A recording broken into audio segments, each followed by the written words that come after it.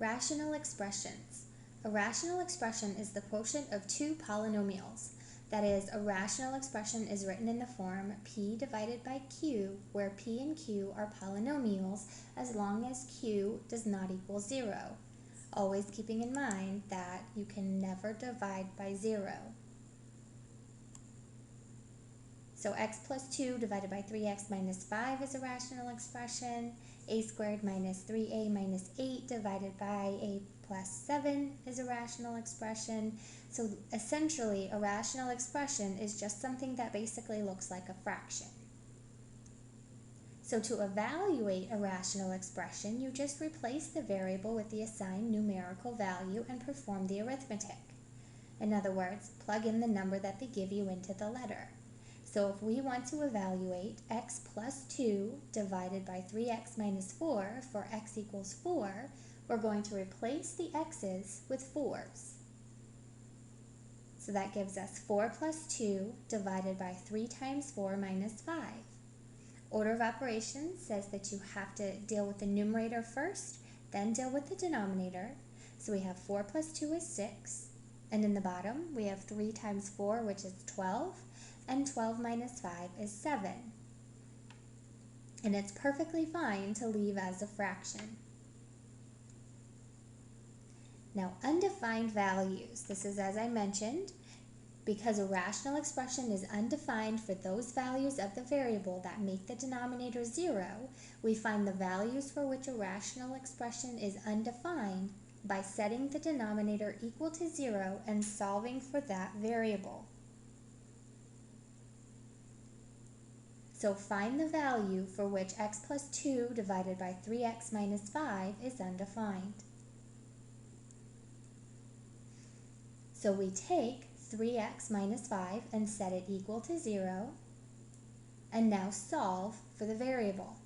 Add the 5 to both sides and divide by 3.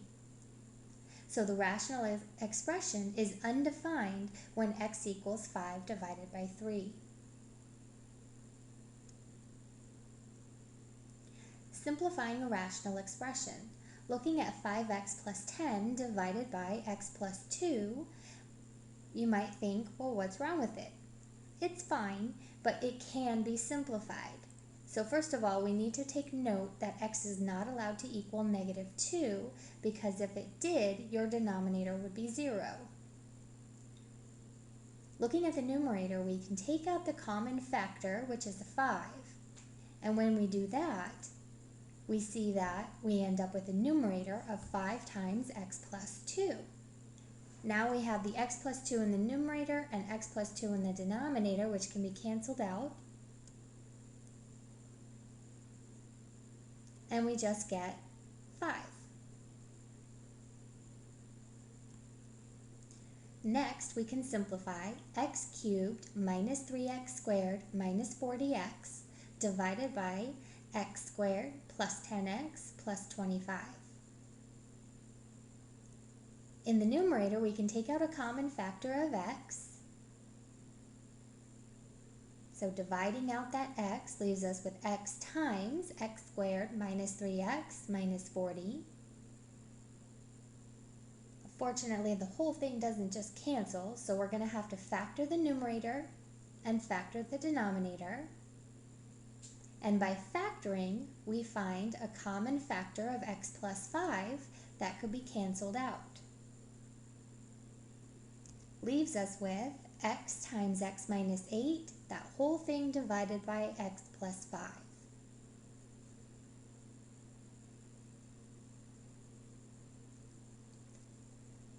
Multiplication of rational expressions. You can simplify your life by simplifying the expression. So we have 7x plus 7 divided by x plus 4, and that whole thing is being multiplied by x squared minus x minus 20 divided by 7x squared minus 42x minus 49. Rather than just multiplying numerator times numerator and denominator times denominator and then pulling out the common factors, it's much easier to pull out your common factors now and then multiply the leftovers.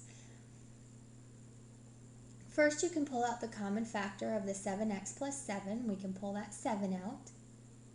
Then we can factor the x squared minus x minus 20 to x minus 5 times x plus 4. And then in that denominator, you want to pull out that common factor of 7 prior to factoring. So then factor the x squared minus 6x minus 7 to x minus 7 times x plus 1.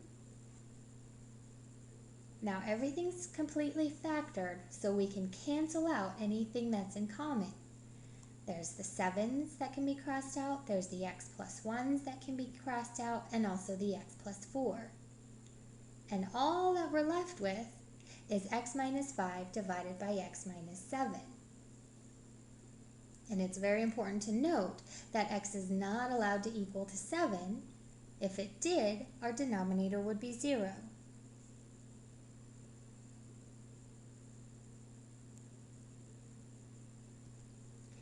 Now for dividing rational expressions, you have to remember the rules for dividing fractions.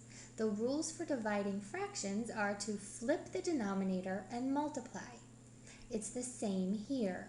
We have 4x divided by x minus 3, and that whole thing being divided by 2x divided by x minus 3. So we're going to flip the denominator and multiply.